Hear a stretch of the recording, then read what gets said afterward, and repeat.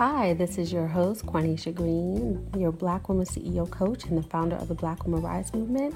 And welcome to the Black Woman CEO podcast, a podcast dedicated to helping Black women entrepreneurs to get paid to do what they love, own their time, and achieve financial freedom. So sit back, relax, and enjoy the show. Hey there, this is your host, Quanisha Green, and I am so excited for today's guest, who is Dr. Angela Shuttlesworth. Hey, Angie. Hey. So Dr. Angela is, of course, going to introduce herself because, as you know, how we do it here on our Black Women CEO podcast. I love for our guests, or you can say our Black Women CEO experts, to tell you who they are, but most importantly, who they be. But before we get started, I wanted to tell you a little bit how I met Dr. Angela, who, for those who don't know the two of us, because we're like two people she is someone who I call my soul sister. Dr. Angela and I met, 2 years ago now? Time is flying. May of 2015 through Rosetta Thurman, Happy Black Woman, and she and I joined Rosetta's year-long mastermind at the same time. And I don't know if you just have one of those people, many times people talk about falling in love at first sight. And I never kind of felt like a woman at first sight, right? As a heterosexual woman. We just clicked. And even when we don't click, you know how you have those times with your friends, it still works. And we make up electronically often. Just to make up. and we just get back on and getting on. And over the 2 years, Dr. Angela has been my business bestie, a sounding board, a counselor. You'll hear how she has a doctorate in social work, so sometimes I get free therapy. Look, it goes both ways, reciprocal. Right. Both ways. We make deposits and withdrawals in each other's friendship. And I like that. It's true. Dr. Angela also came on as the leadership mentor for our Black Woman Rise / Black Woman CEO. Yes, so I can go on and on and on because she's an awesome soul and also has probably a CSV or a CV resume that's like 10 pages. So I just hope that you all get to hear all the wonderfulness of who she is as we do this interview. But that is my Dr. Angela. So welcome. Thank you so much, Soul Sister, for having me on here. I can easily say ditto. And as a fellow Black woman CEO in the community, I am grateful for not only being in the space and being a part of your movement, but the recipient of your wisdom, your consistency, your vulnerability, and your willingness to continue to create these spaces for us to grow and to bloom, because it's so necessary, where we can just truly just let our hair down and just be us and celebrate and grieve all of that that's there. So thank you for this. I'm very excited. Oh, don't you see how wonderful she is already? Well, thank you so much for those acknowledgments. I really do appreciate the kind words.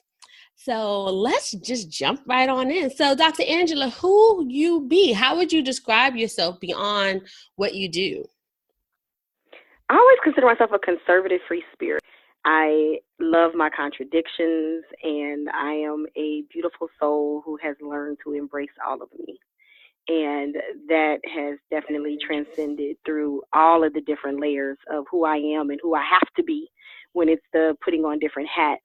But just really knowing that sometimes I am very stringent and can be very black and white, and in other times I'm very colorful. But most of all, I am here to make a loud sound and I guess I'd say a mean two-step in the lives and the hearts of mankind. A mean two-step. I love that. That's right.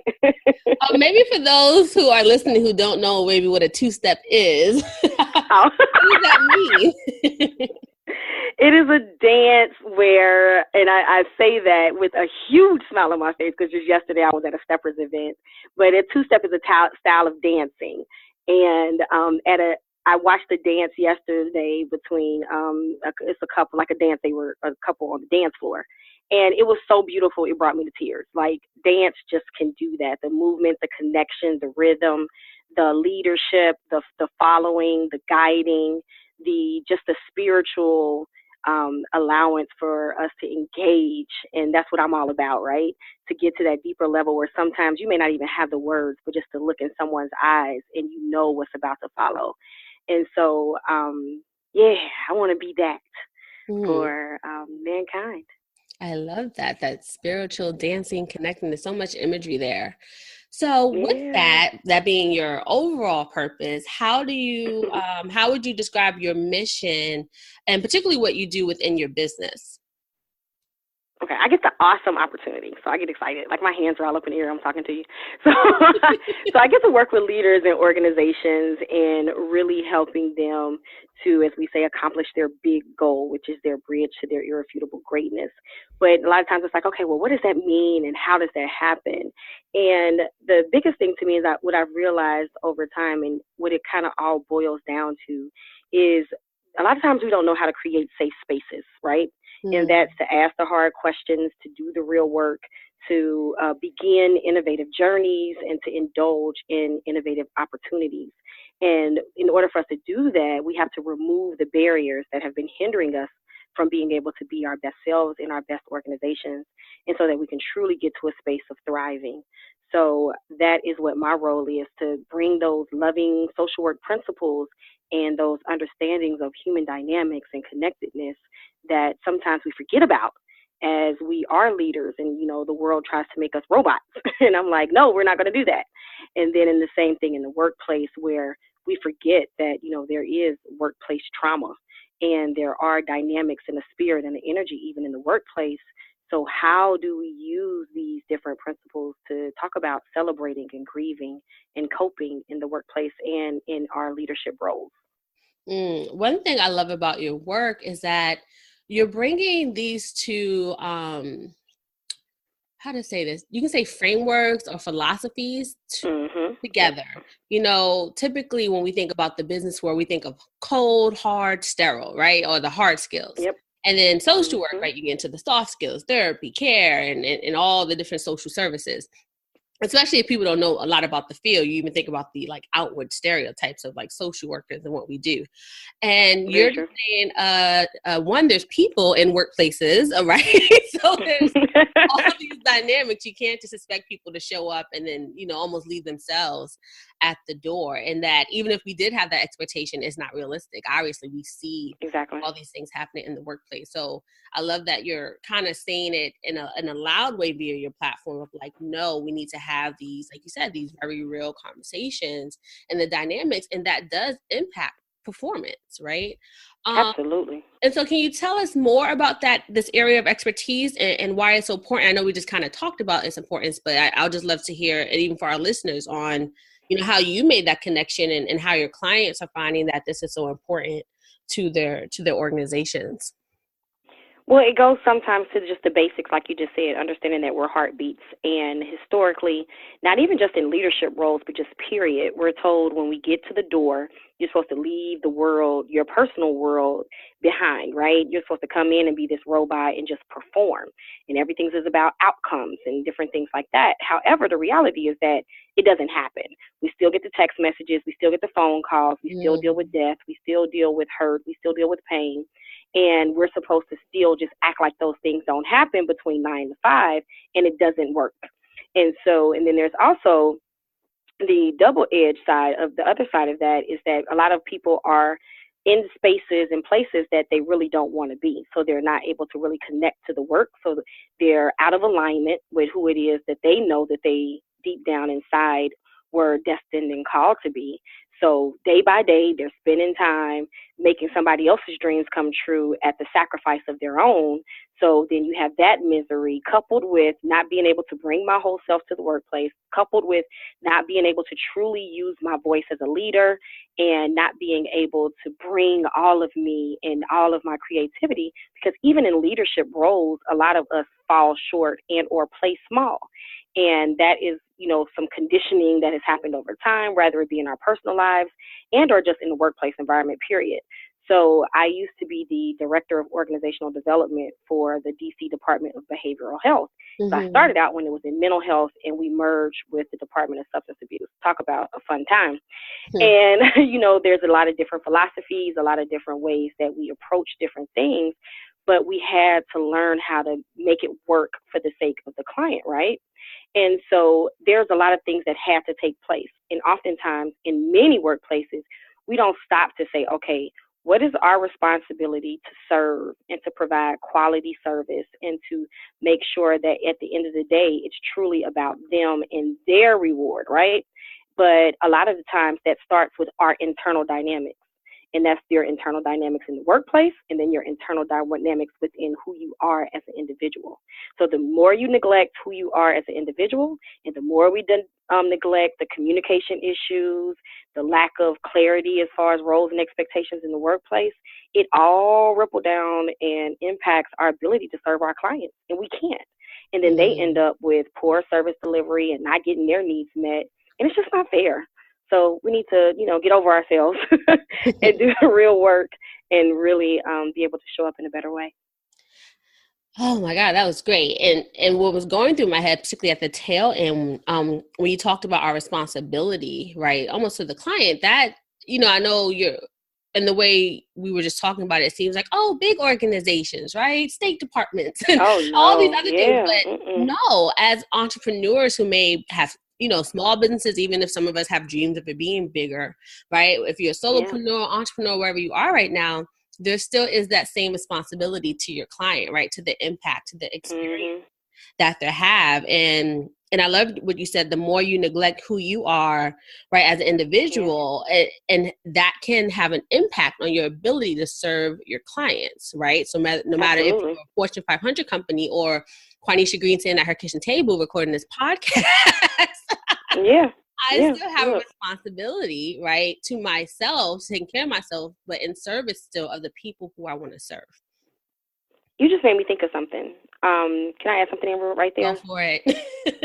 And in that responsibility is also through partnership and affiliate, like relationships. So you think about how everybody wants to, particularly in the realm of entrepreneurship and even in Fortune 500 companies, wants to do everything, right? Because everybody doesn't want to leave the sale on the table.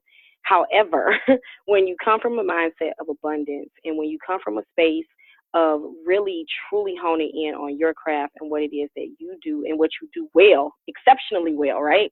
It's our obligation and our duty to say, you know what? I see that there's a need. However, I don't provide that service. How about we go ahead and partner you with this particular organization? And then if you're a smart businesswoman, as you are, as we already know, you know how to have that conversation to say, let's do an affiliate conversation. Let's make sure, because the thing is, you don't need to be trying to do everything, right? You need to do the things that bring you joy so that you can show up and be joyous with your clients. And that's one of the things that a lot of times in entrepreneurship, particularly in the beginning stages, because we just want to get out there, right? We just want to serve, which is coming from a good space. And then sometimes it comes from a deficit because, you have those times where the contracts aren't rolling in as much as you would like them. And so you need the money. And so there's both of those realities that are going on, but still in the midst of it, we have to remain dedicated. So I'm glad that when you said that came up in my spirit. Ooh, y'all, these are some golden nuggets, because it's kind of like a know your role, but also know what makes you feel good and be willing to honor that even when circumstances maybe, you can say, testing you or difficult. I actually had this conversation with a client recently. She was like, oh, well, someone came to me for this service. It's not what I want to do, and I'm not the greatest, but do you think I should do it? And I was like, well, what is your heart saying? She was like, well, no, but it could bring in money. And then so she decided to go forward with even exploring it, like in a strategy session call.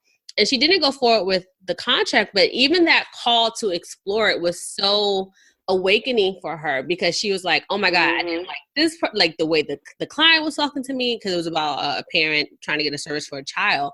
And it was just so out of alignment on so many levels. And I was like, well, I'm glad you went and explored it, because it kind of emphasizes once again that it's not where you want to go and what you want to do. And I think that's part of that journey as we take it, as we become experts and CEOs. and really come into our own. So how did you come into your own role as an expert and CEO and even weighing some of the things that we just talked about? Oh, transitioning to that, it took time, honestly, and space to evolve. And allowing myself to be honest with, what, like you just said, what those interests were, what, as I say, what makes my heart go pitter patter, and realizing that my why, why I'm showing up, why I'm doing this work doesn't necessarily have to directly relate to what I do every day. So, for example, I consider my business to be my reparations. It's the way that I bring freedom and power to my community and to Black families. Now, does that mean I am out providing family care, that is my specialty, and it is actually what my research is for my dissertation? It doesn't have to be that way. So I originally used to feel like I had to divorce, my love for org development, my love for leadership development, because I was so here for the people and for this cause that gets me up every day. And then I realized, hey, these leaders are leaders in their family. They're leaders in their communities. So my not realizing that I didn't have to do what, quote unquote, seemed like the right thing to give myself permission to do the best thing to do, allowed me to say, okay, let me put my energy here. Let me put my time here. Let me develop my craft. Let me put myself in position to see what's out there, to make sure that I'm honoring my voice and my choice and my power so that I can help others to do the same. And then it just came over time. And also it came with recognizing the expertise that I had before I transitioned into an entrepreneur and as a CEO, because oftentimes we forget, right? Like, you've been doing these things for forever. It's just we were doing it from other people. And so now you get the freedom and the flexibility and the creative space to do it for yourself. And you just have to give yourself the same dedicated time to be able to do it. So again, it came over time, and it came with me constantly, chipping away at it and really just developing my craft. There were so many good pieces there. One thing I love, that consider my business my reparations, to help that you bring freedom and power to your community. One of the, as you know, from being Angela's been like side by side as I built the Black Women CEO work. Yeah. This idea of helping, in my case, Black women. I know you work with men and women, to be self-reliant through entrepreneurship because of the impact that can have on our community. So that really resonated with me. And I know for many people, even that word reparations has such a strong connotation, right, around Absolutely. it. And the fact that you state that so eloquently and openly, every time I hear it, it just like rings like deep, like it's almost like a drum. You know how sometimes you feel that drum in your spirit? It's like, yes, right? Yes. So that was one thing that I just wanted to pull out. And another piece is that you said you had to recognize the expertise you had before you became an entrepreneur. And one of the things I love to say I do, really, like if I had to ball down, my gift, I say I hope people remember who they are. And I love that you brought that up, that you basically had to just remember who you are and who you were, right? And that these skills are just transferable. They're not in these silos of like, oh, Angela has success in this career, and none of that stuff is going to come over to you. Listen, Linda, yes. Right. And so that's where that confidence comes in, is like, even though this is, like you said, it took time, but recognizing that, yes, this is a new venture, but you had, these years of professionalism and accolades and all these things that's just coming with you on this side, the other side of the aisle. And the last part was you saying you had to not do the right thing or choose to do not the right thing to do, but the best thing to do. I think often shoulds come up so much on this walk, and especially if we've been in training programs and all these things, it's like, oh, it should be this way. I should be marketing this way. I should be running my program this way. And I think that goes back to what you said on the intuition piece of saying, like, what's the best for me? And so it's not the right thing to do, but the best thing to do. And that's going to be a quote. I'm put that in the notes. Right? It's like, let go of all these, these shoulds. Right? Yeah, they hold us hostage. Somebody else's standard, right? But what's the best thing for you? What's your standard? Oh, and can I add something in there with that, which directly relates to you?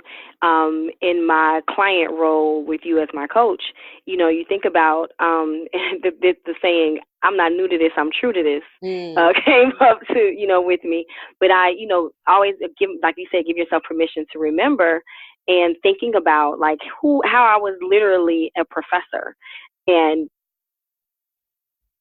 developing content every single week that is helping to develop master's level clinicians, but yet I had such this huge hurdle to get over in writing a blog.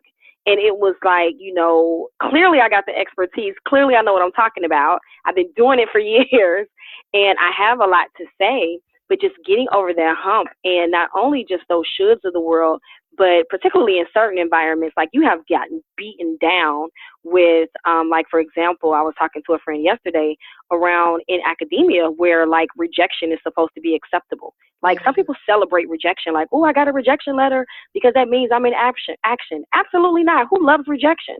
Like, it's like you have been playing these games in this web in our specific industries.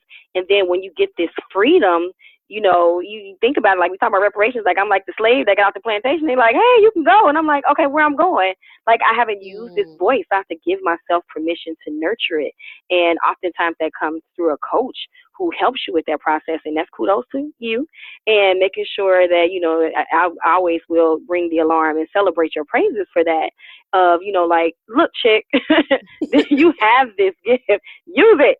And so, but there was that time period where even though a lot of people see me, and I've always been vocal in many different arenas, but there was a shift, and I had to give myself permission to heal those wounds that I had in other workplace environments that didn't really celebrate my shine before I was really able to show up fully. And as I say, show up and show out in all areas of my life, which included this new world of entrepreneurship. So it was definitely a shift and a transition that I think that we kind of minimize and just expect for new CEOs to be able to do that. And it's like, wait a minute, let's go back, let's grieve, and let's celebrate everything that has gotten us to that space so that we can really show up fully. I love that you brought up healing and that remembrance of who we are, right? The grieving and all that part is a healing process so that we can, well, one, we just said remember, but also we've been fed so much, like what you just talked about in your academic journey, right? Even as a professor, like someone telling you can't or you shouldn't, or like you said, celebrate the failures. And it's like, no. So sometimes we have to do this whole shedding of what we even thought we were, what we thought success might be, what was even acceptable or unacceptable, so that we could heal that, so that we can show up as entrepreneurs in the space. So yes, that healing.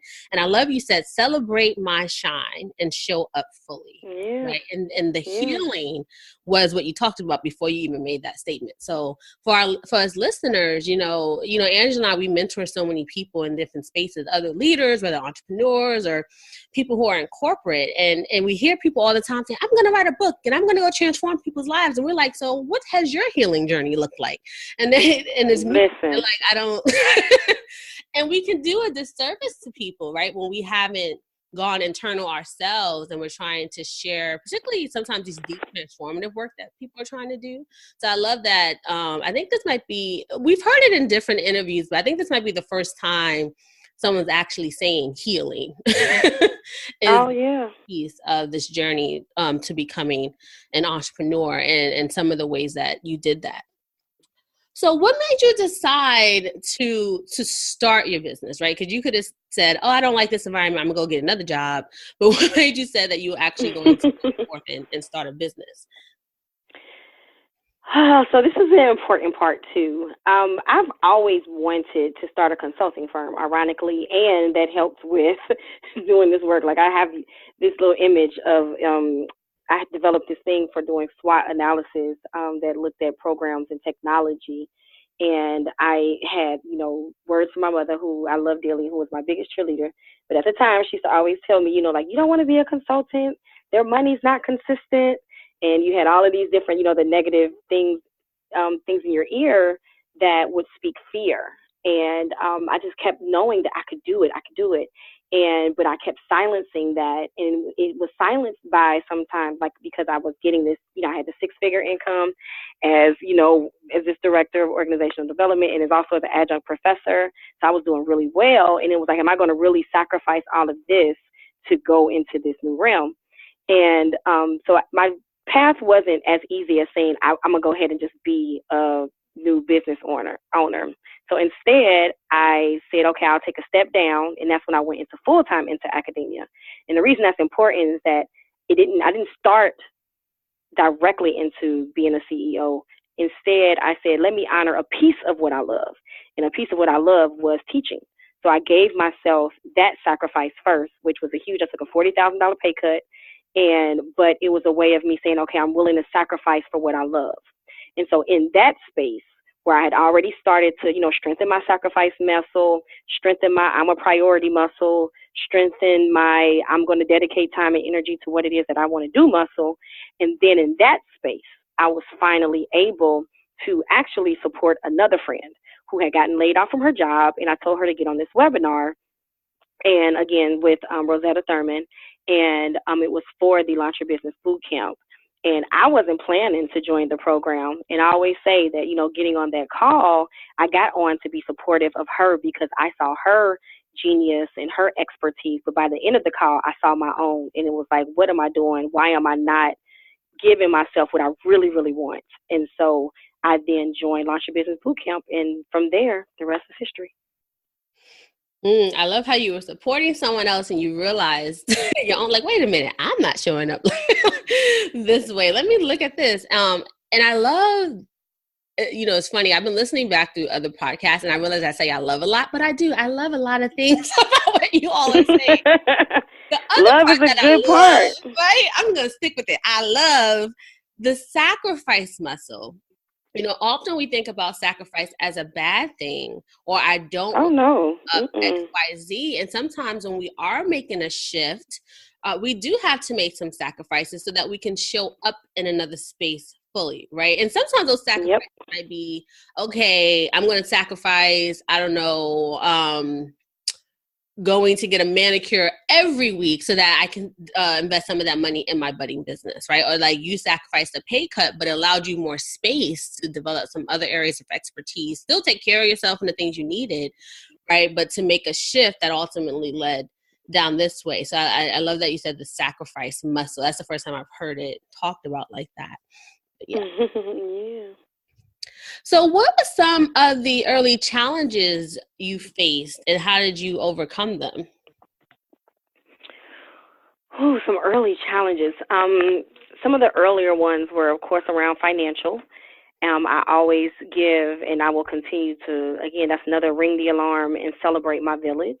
And that was asking for help. And that was, I knew that I had the money to invest in, some of the programs. But when I got to the point where I knew I needed a coach and that's something that, again, we don't talk about enough in this arena of Black women CEOs, where particularly you need different types of coaches when you're at different phases. And sometimes we think that's a bad thing.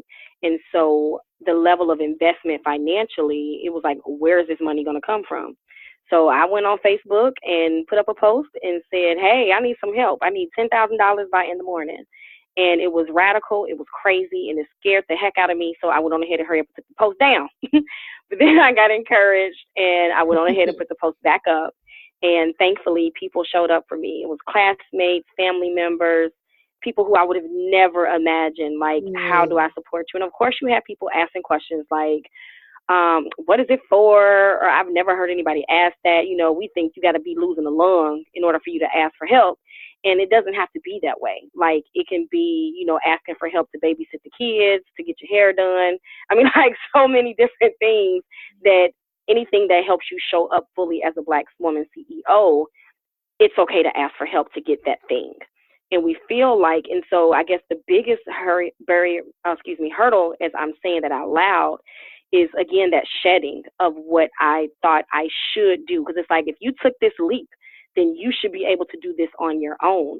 But realizing that I am not only just a interdependent being, period, and that's just, what I believe in, interdependence, but I had to realize the the reality of community within my business.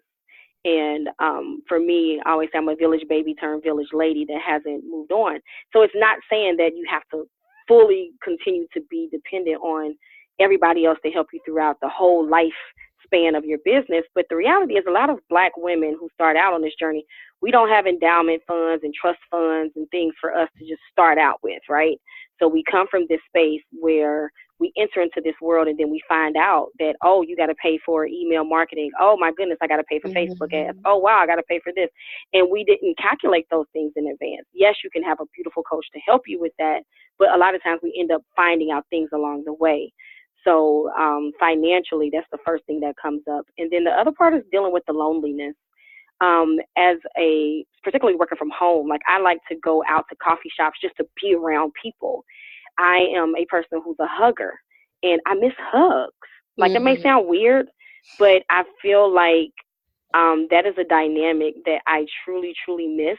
And it's why I'm going to eventually go ahead and go back to another co-working space here. But I miss that. And, and having that space and the energy and the smiles and somebody rooting you on, like that's a huge transition when you're used to being in a workplace with a team. And then you become a team of one, and you may get some VAs, you may get other people who come on eventually, but at that first startup phase, it's all you, baby. And maybe some of your peers in your coaching programs or, different things like that. But it can be extremely lonely. But one of the things I love, one of your posts recently is like, it doesn't have to be. We can put ourselves in meetup groups with like-minded people who can help to support us as we're going through it. We can join the Profit School and different mastermind programs that are out there to be around like-minded people. And then the third thing, and the last thing I'll mention is for me, what was unique was I started my business like full-time while I was living overseas. So it was trying to adapt to this new land, being around these new people, not speaking the language, trying to have a full experience. And at the same token, trying to build this business that's predominantly built on people paying me online in another country. So it was in dealing with the time zone changes. It was really, really difficult. And online, it looked like, oh, she's just having a good time, but it was a struggle. And so it was all of those different dynamics that were going on at the same time.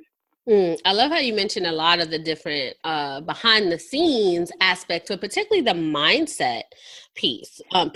You should say. So one is, and Angela's in the Profit School, for those who don't know. Our Black Women CEO, I guess, main program, signature program is the Profit School, and I'll do an episode on it. So you're like, yeah. But in the Profit School, and I even echoed this even as the Happy Black Woman business coach, is actually when I kind of came up with the concept to start emphasizing it for us as I, honed in on our Black woman research that I did, was that you have a right to ask for help. That's right. And particularly when you're paying for programs like coaching or group programs, you better get on that Q&A call and ask the questions. You better listen. And getting the support, because time and time again, because of the way many of us are socialized to be strong Black women, we think we have to do it ourselves, or the only way it's going to get done right is if I do it myself. And like you said, it does take capital to have a business, right? A lot of times we hear, oh, start online, it's easy. But when you think of some of these different systems, and of course there's low cost, but even if it's like that first $100 that you're trying to put in to get some of these things going, that can be a strain. And the same way that we've been helping other people, right? You're probably the person like Angela and myself in the family who you might have been lending people money for this, or people come in and ask for that. And now it's time for you to go ask, right? To say, hey, can you support this? Like Angela actually did a full, like, what was it, a GoFundMe? And I was like, that was so clever. And I was like, wow, people really... And that's the thing. Don't wait till I'm dead. People be using it for, and not to those who do it, but I don't want you using that for my funeral and for my arrangements. Don't help me die. Help me live. Oh, yes. Help me live. That's such a good one. Yeah, we see it all the time in our communities with funerals and all these other things. But, and I think that goes too with asking for help, that sometimes we think the way people can help us is by becoming a customer. But many people that are in your family or close circle may not be your ideal customer. So they don't have an interest in, say, directly buying from your business, but you can tell people other ways they can financially support you, right? And also just sharing like what you do sometimes with these secret entrepreneurs and nobody even knows what you're doing. Anyway, that's true. That's true. And then I love that you touched on the loneliness piece, and that I know that's been a struggle for me, and I've actually become more proactive. So outside of joining masterminds and things like that, like even locally starting meetups. I love that you mentioned that, or like you said, going to co-working spaces. But for people to just be aware that that is something that comes up when you're not, particularly when you completely shift to doing it full time, like Angela and I have, where you're you're in your house at your desk and you're like, wait, I don't have a water cooler or to go talk to anyone. So luckily we both have, you can say, cultivate even online communities of other entrepreneurs where you can be like, hey, get on Facebook Messenger, let's go FaceTime. But that is something that can come up as you make that transition. So, you know, whether you like being in that Starbucks because you can hear the noise for a little while and see other human beings. And even for those mompreneurs, sometimes having, you know, that adult environment is so pivotal. So that even that mindset around doing it myself, even though that sometimes can mean you may be lonely too. So those are those two ways. So thank you for mentioning that, that, you know, it can get mentally tough when you have to find some, you know, ways to make sure that you're protecting that aspect of being in community, leaning on your community, and also finding ways to do this work in community. So with all that, so you mentioned the loneliness and how you address that, leaning on support. How else have you integrated, you know, work and business, life, self-care, and family? And I know you mentioned it just now, but you didn't probably tell a lot of it. But like, you were abroad for like a year of this, traveling around. Yeah, it was hard. Building a business. And not only just being abroad and dealing with those transitions, like I left with a travel group and who I thought I was going to be with for this entire time, and went through, you know, various battles and different things with that. And so ended up eventually traveling on my own. And so that was a shift and a transition. And then, but even when I was with the travel group, everybody in the travel group was not a business owner. So they didn't understand, like, okay, why are you in the co-working space so late? Why are you doing this? So you had constantly these people in your ear. And it wasn't because of a negative thing in their mind. It's like, we're in another country. Let's go have fun. But I'm like, I can't have fun. If I don't work, I don't eat.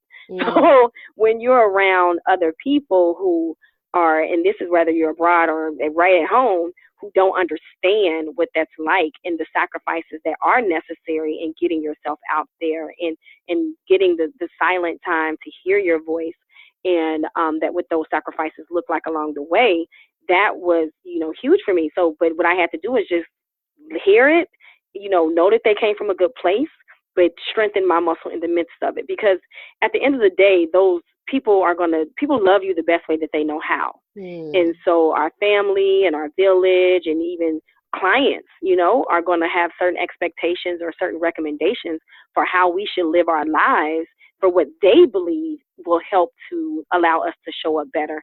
But you have to give yourself permission to discover what that is. Like, for example, getting ready for this podcast. A lot of people talk about, you know, stillness and mindfulness and getting quiet and meditating before they do things. For me, it was important for me to wash the dishes, make up my bed, and to do certain things around the house, because that's important to me. That is one of those signs to me that tells me that I've given myself what I need, and I care about myself, I care about my space, and I'm important. So a lot of times we don't take the time to figure out, what is it that brings you peace? What is it that brings you joy? And then when you realize that your life is in chaos and things don't look right, they don't feel right, you go back and you say, okay, well, let me look at my list. What's not happening? And it could be some of those very simple things. Like for me, like clearly I could have been reviewing notes or, you know, looking at my bio or certain things of what do I want to say. But at this point, I'm at that space where I just allow spirit to speak, and I know what I'm talking about. But for me, more importantly, was folding towels. But I had to get to that space to know, what is it that's going to make me feel good? And then giving myself that. And I know we've had this conversation around what self-care looks like. And the thing about it is you get to define it based on your needs. And so for me, it's that. But then also, like I told you, the hugs and being around family and friends that love me. And that's been a huge shift. You know, I have dealt with a lot of it's a phrase called repatriation, where you come back to the country of origin. and, dealing with people who I felt didn't support me the way I wanted them to support me. And again, I know mentally and philosophically that people didn't know how, and I get all of that, but it doesn't take away from the emotional aspect of how I feel about it, right? And that's the same thing. A lot of CEOs go through that phase of, well, they know I started a business and they know I did this, and why didn't they do this? And it's like, well, did you tell them? Did you ask for the support? Did you allow? Some relationships have died, some have shifted. And so in the midst of that, a way of self-care that I've had to do to allow myself to get up, because it was really beating me up, was to really celebrate. Like, I have amazing, when I say amazing, like you and Veronica and Christy, Dr. Christy are just like amazing constants in my life. And, and to celebrate the constant of my mother and her friends, and then my father, and then my siblings. It was just like so many different levels, and my best friend, Nasiah. It was like all of these different people, and I shouldn't even start a name, but, like when you allow for like people to show up differently, like I got to the point where I did run out of money living abroad, right? So I had to make a choice. Do I sacrifice and not eat today, but yet I get to speak at an international conference, right? And then allowing for friends to show up and send money in a Cash App. Or when it came time for me to send, my dear friend Jermaine was like, hey, I got these Sky Miles. Anytime you're ready to come home, you have this. So it was all of those ways of allowing myself to be loved. But in order for them to know I needed it, I had to communicate that need. So that's the huge piece of self-care is sometimes, and again, it comes with a sacrifice or a price of they may not agree with it, but that's okay.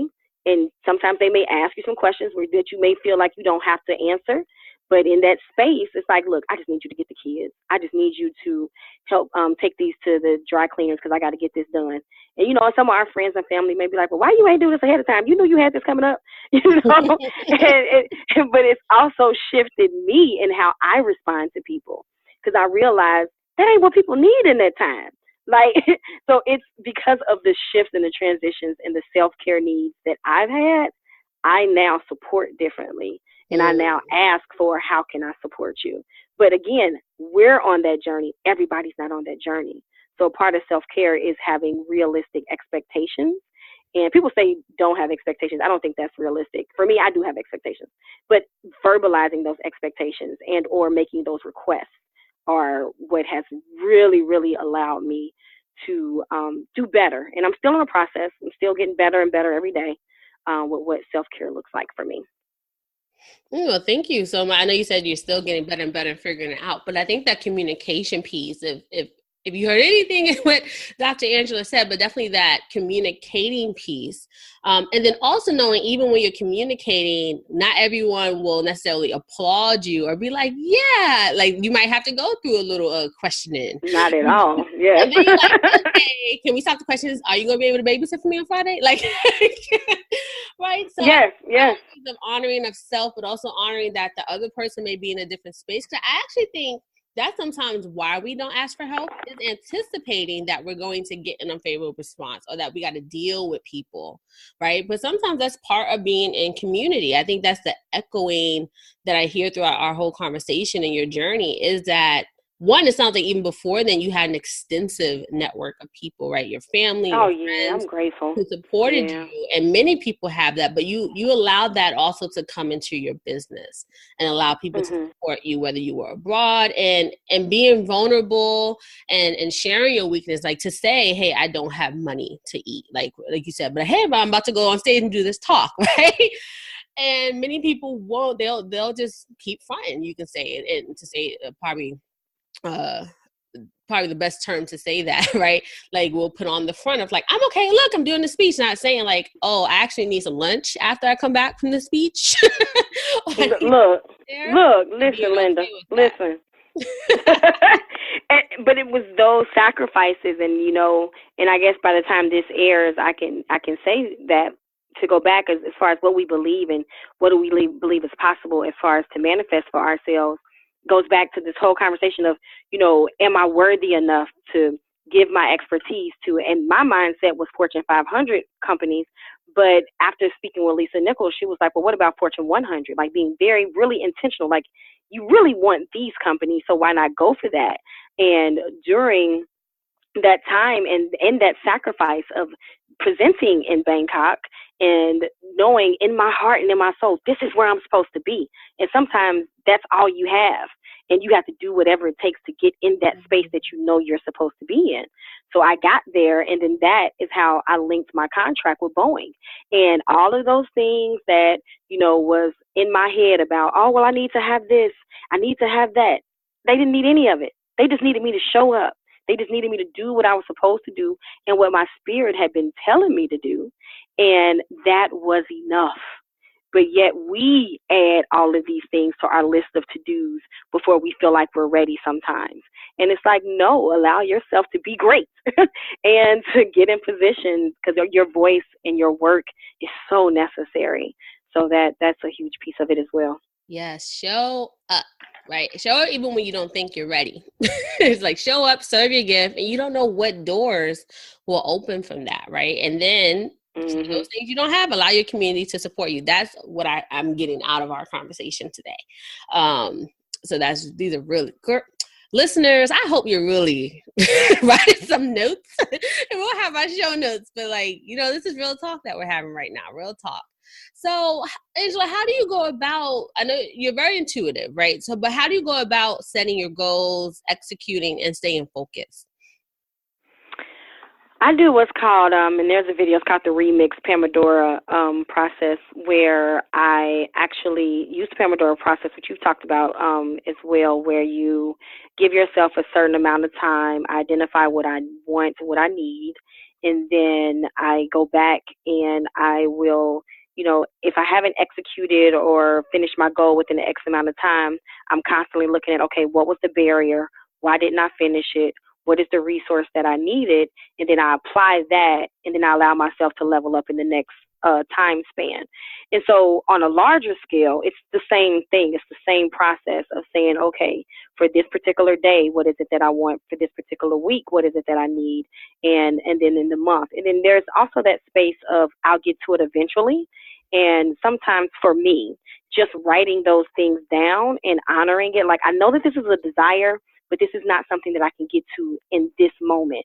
So giving myself permission to either, sometimes I've released things where I see somebody who is doing similar work or doing certain things that is in alignment with some of the things that I want to do. And I'm like, I can't do everything. So here, hey, I developed this content. I'm not going to use it. You can have it. The whole retreat. Hey, have fun. Make money off of it. I don't even care.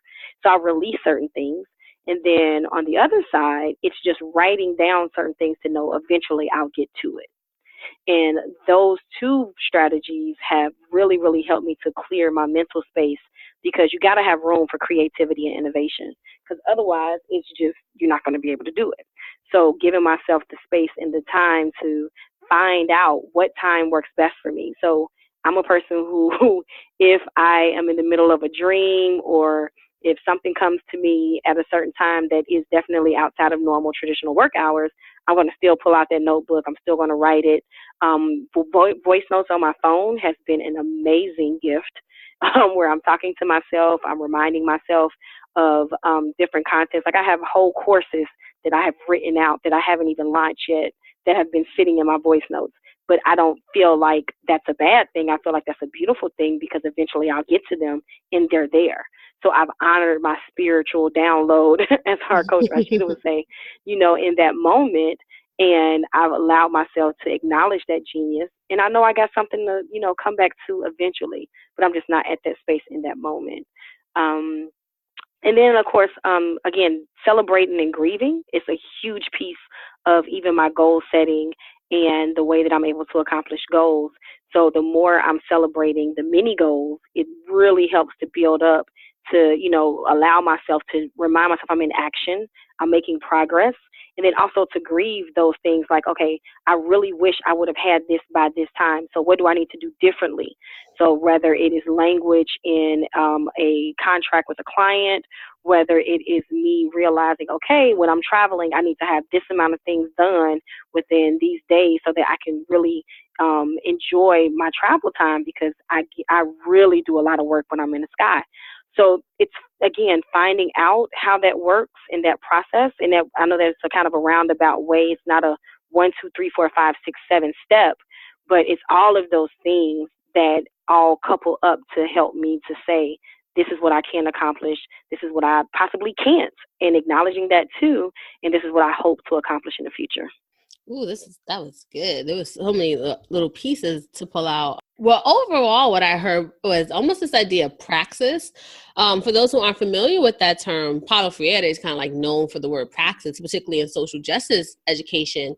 And it's like the yin yang of like change education, in the sense that you have action and then you have reflection, right? And they go hand in hand. And so I love that you're talking about how you implement, but then you allow yourself the space for reflection. So it's almost like you can get in action, you can do what you need to do and not even have to worry about it saying being perfect all the time, because you're like, oh, well, I'm going to reflect. Like you said, what worked? What were some of the barriers? How would I do it differently? You know, did I not get the results that I wanted? Okay, what does that mean next time? So I love that you have this constant reflection built into your structure, right? And the way you just go about operating.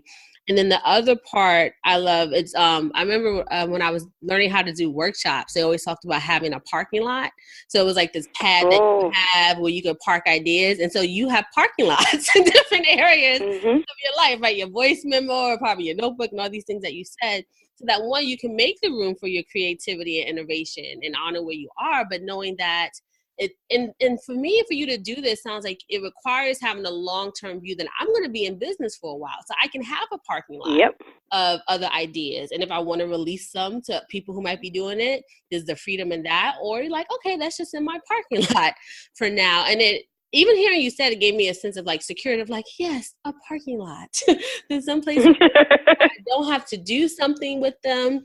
I can come back to it, right? And it can release that anxiety of like, oh, I got to do this all now, or how am I going to do this?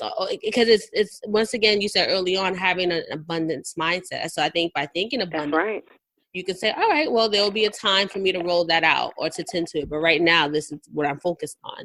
So those are like some key pieces I just wanted to echo for listeners, that you don't have to do. And being reminded that if it is a parking lot, truly let it be a parking lot. Don't let it be the work parking lots where things go to die. When it's really an ideal cemetery. They call it a parking lot, but they never come back to it.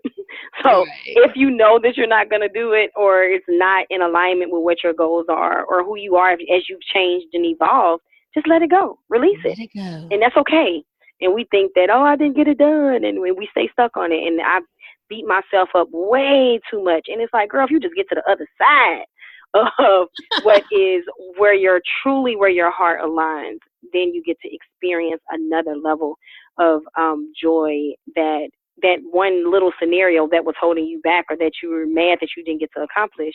You're so far past that, and you just don't even realize it. So. Yeah, there's a lot of self-love in how you have described yourself and gone about your business and all the pieces. And for me, I think self-love is extending yourself, like self-compassion and kindness and forgiveness. And you have a lot of that in operation just as you do your business. I think that's why you can release, right? Because that's a way of loving and honoring yourself. So I also wanted to pull that out, that, you know, we do have to take care of ourselves, not just by, you know, the outwardly asking for help and building community, but in a self-love too, that will allow us to show up consistently and honor where we are and get the work done. That is so true. Yes. That is so true. So there was lots of wisdom shared over our time together, but what is one piece of wisdom you would share with the woman who is frustrated building her business and desires to become a rock star CEO? Or another way to think about this is, what do you wish someone told you when you started this journey? Oh, it's the way I close out every video, and that is with the reminder that you deserve you at your best. And every time we are constantly showing up with the goal of satisfying other people, the goal of getting the job done, opposed to starting with first reminding me I deserve me at my best, right? And the more that I give me at my best, then it will have a ripple effect, and then I get to show up in other areas at my best. And my best is going to shift from time to time. And that's okay. Like, take a chill pill, get over it, and then let's get back to experiencing this beautiful life and that we all deserve to have. So I'm just excited. This is why we're soul sisters, because as you say things, I'm like, I say that too. Your best is going to shift from time to time, and that's okay. It's okay. That's the biggest thing. We need to get some shirts made. It's okay. I love it. Mugs to come, everybody. Mugs to come and shirts. It's okay. Or actually, sis, comma, it's okay. It's okay. I like it. Yes, let's do it right now. We can put that in the parking lot right now, and then we'll come back to it. So, Angela, Dr. Angela, what's your personal mantra or motto or saying a quote that you live by? It would have been that one. So she's like, I said it. I already said it. That is that one, but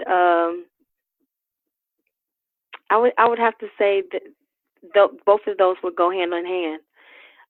But this may sound crazy, but I'm constantly I expect what came into my mind is we just said that was I expect a miracle every day, and that actually is a song, from the Clark sisters, and it's I will expect a miracle every day. God will make a way out of no way. It's like when you come with the spirit of expectancy every single day, like, okay, how am I going to be outdone by amazing things? It just puts you in a different spirit. And I realize that when I don't do that, and I don't have the best days. So showing up with expectancy and reminding myself, I expect a miracle every day, every single day. Like, who's going to be my miracle person? What's going to be my miracle experience? And what is the miracle that I'm going to provide for those that I serve? See, y'all, we've been friends for 2 years, and that is a new one for me. Like, hearing you actually articulate that, it was like, wow, that's really cool. Oh. Right? And it reminds me of something that Angela and I and some of our former happy Black women, since it's called a Bible. Yes. A book called You Squared, yes. Y-O-U, like Price Pritchett. By Price Pritchett. He says, act as if your success is guaranteed. That's a chapter. Act as if your success is guaranteed.